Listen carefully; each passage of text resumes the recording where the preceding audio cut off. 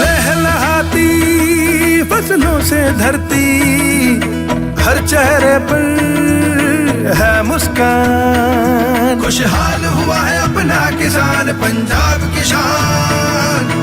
पंजाब सरकार किसानों की बेहतरी के लिए प्रतिबद्ध है। खाद, बीज और बिजली की आपूर्ति से लेकर फसलों का उचित मूल्य सुनिश्चित करने तक हर जरूरी कदम उठाए जा रहे हैं ताकि किसानों को अधिक लाभ मिले।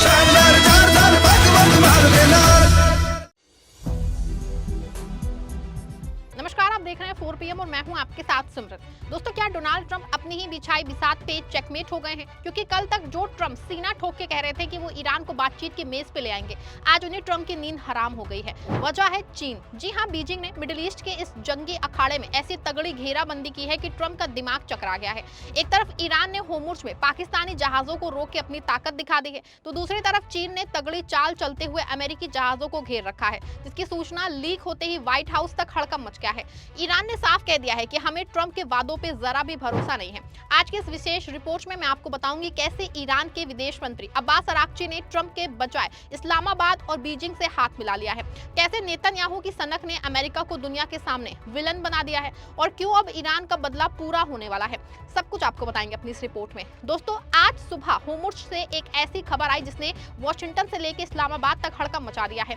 ईरान के रिवोल्यूशनरी गार्ड ने एक पाकिस्तानी व्यापारिक जहाज को बीच समुद्र में रोक दिया। वजह क्या बताई? ईरान का कहना है कि जहाज के पास परमिशन नहीं थी। अब आप कहेंगे कि पाकिस्तान तो ईरान का दोस्त है, फिर ऐसा क्यों? असल में ये ईरान का एक कूटनीतिक संदेश है। ईरान दुनिया को दिखाना चाहता है कि होर्मुज़ का टोल नाका अब पूरी तरह उनके कब्जे में है। चाहे कोई दोस्त हो या दुश्मन, अगर अमेरिका की हवा इस जहाज को छुई तो उसे ईरान की इजाजत लेनी होगी। ईरान के विदेश मंत्री अब्बास अराक्ची ने साफ कह दिया है कि हमें इस्लामाबाद की मंशा पे शक नहीं है, हम उनके संपर्क में हैं, लेकिन सुरक्षा के प्रोटोकॉल सबके लिए बराबर हैं। ये सीधा तमाचा है ट्रंप के मुंह पे, जो दावा कर रहे थे कि उन्होंने होर्मुज़ को फ्री करा दिया है। अल जजीरा की एक रिपोर्ट के मुताबिक ईरान के इस्लामिक रिवॉल्यूशनरी गार्ड कॉर्प्स ने पाकिस्तान के सेलेन नाम के एक जहाज को होर्मुज़ स्ट्रेट पार करने रोक दिया, क्योंकि उनके पास इसकी इजाजत नहीं थी। IRGC के नेवी कमांडर अली रेंजा तंगसीरी ने बताया कि जहाज ने नियमों का पालन नहीं किया, इसीलिए उसे वापस भेज दिया गया। उन्होंने साफ कहा है कि इस रास्ते से गुजरने वाले हर जहाज को पहले ईरान के अधिकारियों से इजाजत लेनी होगी।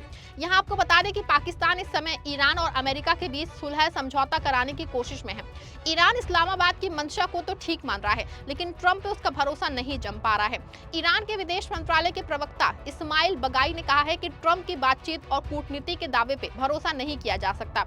इंडिया टुडे से बातचीत में बगाई ने बताया है कि कई देशों ने अमेरिका और ईरान के बीच मध्यस्थता की पेशकश की है। उन्होंने कहा कि पिछले कुछ दिनों से संदेश आ रहे हैं और हमने उनका जवाब भी दिया है। हमारा रुख साफ है, हम अपनी रक्षा जारी रखेंगे। दोस्तों, आज सत्ता की आंखों में आंखें डाल के पत्रकारिता करना मुश्किल हो गया है। हमारे 4 PM नेशनल यूट्यूब और फेसबुक चैनल को, जिसे आपका प्यार और विश्वास हमेशा से मिलता रहा है, उसे बंद करके सरकार ने ये साबित कर दिया है कि वो आपके सवालों से कितना डरती है। मुश्किल दौर है, लेकिन हम ना रुके थे और ना ही रुकेंगे। हम सच के लिए हमेशा लड़ते रहेंगे। ऐसे में 4 PM यूपी को ज्यादा से ज्यादा ज्वाइन करें और स्वतंत्र पत्रकारिता को जिंदा रखने के लिए जितना हो सके उतना हमारा आर्थिक सहयोग करें। आपके सहयोग से ये जंग हम जीत के रहेंगे। बगाई ने कहा कि अमेरिका का बातचीत करने का दावा सच्चाई से मेल नहीं खाता। उन्होंने सवाल उठाया है कि ईरान पे लगातार अमेरिका और इजराइल की ओर से बमबारी और मिसाइल हमले हो रहे हैं। ऐसे में उनकी कूटनीति और मध्यस्थता की बात भरोसेमंद नहीं लगती। जिन्होंने युद्ध शुरू किया है और जो लगातार हमले कर रहे हैं, क्या कोई उनके दावे पे विश्वास कर सकता है? पाकिस्तान की भूमिका पे बगाई ने कहा कि ईरान की इस्लामाबाद की नीयत अच्छी लगती है। उन्होंने बताया कि ईरान के विदेश मंत्री अब्बास अराक्ची अपने पाकिस्तानी समकक्ष और अन्य देशों के राजनयिकों के संपर्क में है। ऐसे में साफ है दोस्तों कि ईरान कहीं ना कहीं इस्लामाबाद की ओर से शुरू की गई बातचीत पे भरोसा कर रहा है, लेकिन ट्रंप के दावों से वो संतुष्ट नहीं है। इसी बीच असली खेल तो बीजिंग में खेला जा रहा है। ट्रंप साहब दुनिया को बता रहे हैं कि वो ईरान से बात कर रहे हैं, लेकिन हकीकत है कि ईरान अब चीन के सुरक्षा कवच में आ गया है। चीन ने ईरान को वो तकनीक और खुफिया जानकारी दी है जिससे अमेरिका के स्टील्थ विमान भी अब ईरान के रडार पे नजर आ रहे हैं। ट्रंप जो कल तक बुलिंग कर रहे थे, आज वो चीन की उस घेरेबंदी से घबराए हैं। चीन ने ईरान को युआन में पेमेंट करने का रास्ता दे दिया है, जिससे डॉलर की बादशाहत खत्म हो रही है। ट्रंप ने जिस ईरान को कमजोर समझा था, आज वही ईरान चीन के कंधे पे बंदूक रख के अमेरिका की साख पे निशाना साध रहा है। बता दूं आपको कि गुआम से लेकर के हवाई तक में चीनी पोत और सबमरीन की मौजूदगी जो है प्रमाण मिले हैं। ये मामला उस वक्त सामने आया है दोस्तों जब अमेरिकी नौसेना ने श्रीलंका के तट से कुछ ही दूरी पे इंटरनेशनल वाटर्स में ईरानी वॉरशिप IRIS डेना को सबमरीन अटैक में ध्वस्त कर दिया। इसके जवाब में चीन ने रिसर्च के नाम पे हिंद महासागर से लेकर प्रशांत महासागर तक में 42 या उससे ज्यादा पोत भेज दिए हैं। इसके अलावा चीनी पनडुब्बियां भी लगातार अपने अभियान पे चली हैं। नेवल एक्सपर्ट्स का मानना है कि चीन के कैंपेन का सैन्य महत्व काफी ज्यादा है, क्योंकि इसके जरिए वो सी बेट यानी कि समुद्र की सतह का नक्शा तैयार कर रहा है। ये इसीलिए किया जा रहा है ताकि युद्ध के समय पनडुब्बियों को हाइड किया जा सके और घात लगा के दुश्मन पे अटैक किया जा सके। बता दें आपको, डोनाल्ड ट्रंप ईरान वॉर में लगातार इंटरनेशनल कोऑपरेशन की बात कर रहे हैं और भारत से भी संवाद जारी है। लेकिन चाइनीज नेवी के इस कैंपेन को देखते हुए अमेरिका के अब ये जरूरी हो गया है कि वो अपने क्षेत्र पे विशेष ध्यान दे। इस अभियान का एक प्रमुख उदाहरण डोंगफोंग होंग 3 नामक शोध पोत है, जिसे चीन की ओशन यूनिवर्सिटी संचालित करती है। ये पोत वर्ष 2024 और 2025 के दौरान ताइवान, गुआम और हिंद महासागर के रणनीतिक क्षेत्रों में सक्रिय रहा है।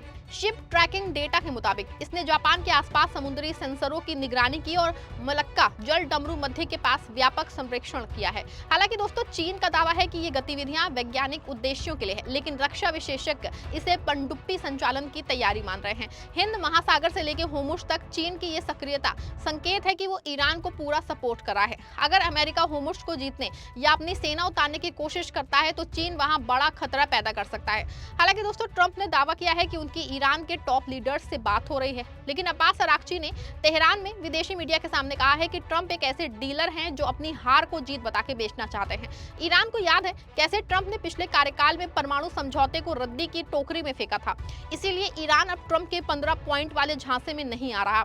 ईरान का कहना है कि ट्रंप सिर्फ अपनी इकोनॉमी बचाने के लिए तेल की कीमतें गिराना चाहते हैं, उन्हें शांति से कोई मतलब नहीं है।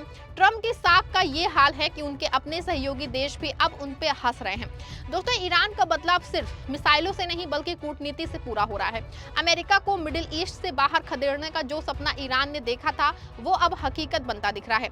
होर्मुज़ पे ईरान का कब्जा पत्थर की लकीर बन चुका है और जिस तरह से हिंद महासागर से लेके रेड सी और होर्मुज़ पे चीन एक्टिव हुआ है, ये अमेरिका के लिए कतई शुभ संकेत नहीं है।